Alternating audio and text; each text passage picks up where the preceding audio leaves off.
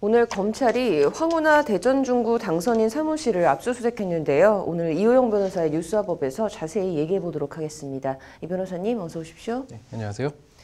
네, 검찰이 무슨 혐의로 이 황 당선인 압수수색을 진행한 건가요? 일단은 지금 공직선거법 위반 혐의다라고까지만 지금 알려져 있습니다.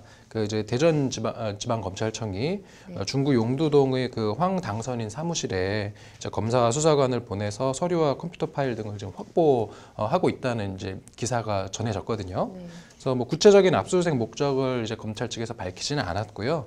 다만 이제 황 당선인 측에 대한 이제 공직선거법 위반 고발 사건이 있었습니다, 이미. 네. 그래서 그런 고발 사건의 어떤 혐의, 그다음에 그런 범죄의 자료들을 확보하기 위해서 지금 압수수색을 하고 있는 것으로 그렇게 보입니다. 네. 그렇다면 좀 애초 이 황운하 당선인과 관련된 좀 의혹이 제기된 게 있는 겁니까? 이게 지금 민주당 당내 경선 과정에서 불거진 거거든요. 네. 이제 황운하 당시 그 예비 후보 캠프에서 이제 당원 명부를 부당하게 이제 취득을 해서 거기에 적혀 있는 그 권리당원들의 개인 정보를 활용을 해서 네. 이제 선거 운동에 썼다라는 거거든요. 네. 그래서 이제 그 부당한 이제 개인 정보 유출 혐의가 있다라고 해서 그 당시에 이제 당내 경선을 하던 상대 캠프 쪽에서 네. 이제 고발을 했고 얼마 전에 실제로 이제 고발인 조사, 피고발인 조사가 이루어졌다고 합니다. 네.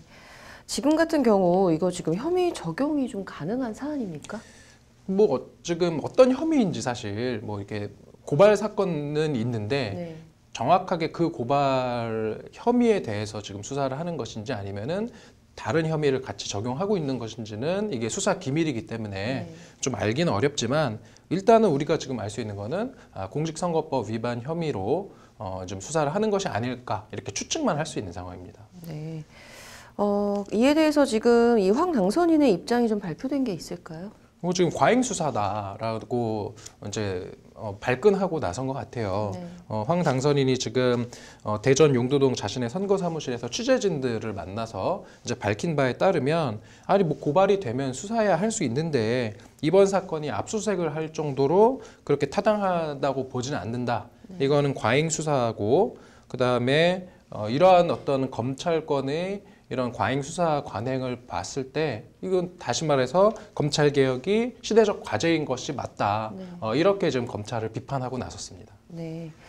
지금 이번 압수수색 좀 어떻게 보십니까? 이게 좀 정말 황 당선인 말대로 과잉 수사라고 봐야 될까요?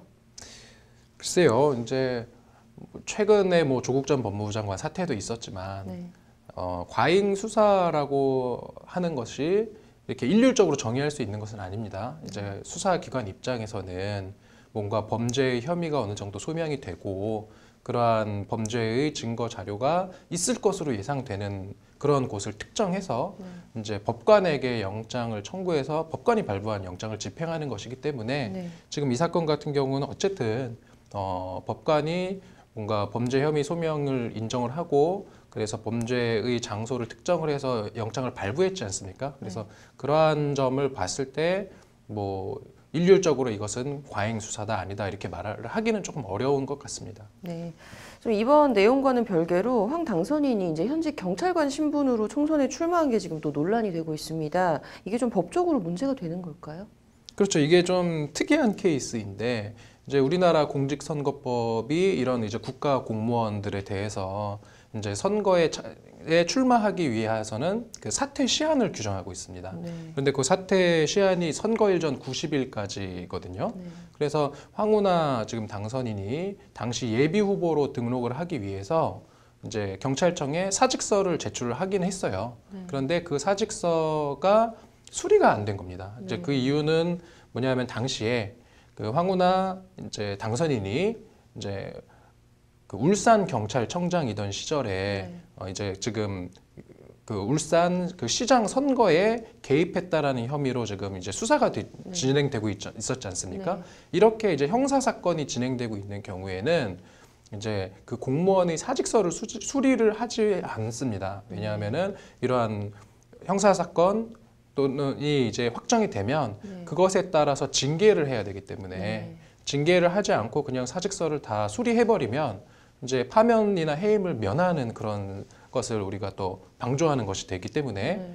당시에 이제 경찰청에서는 이렇게 형사사건 진행 중이어서 사직서를 수리를 하지를 않았던 것인데 네. 그러다 보니까 이제 황 당선인 같은 경우는 사직서를 그 선거일 전 90일 전에 제출은 했는데 네. 이게 수리가 안 되어서 어쨌든 지금은 현직 경찰 이제 그 당시 그 90일이 지나고 나서도 이제 경찰 신분을 유지를 한 겁니다. 그러니까 이게 이제 공직선거법 위반 아니냐라는 얘기가 그 당시에도 나왔었고 네. 지금 최근에 이제 미래통합당 대전시당 쪽에서는 황 당선인을 국가공무원법 위반 등 혐의로 검찰에 고발하겠다라고 지금 밝힌 상황입니다. 네.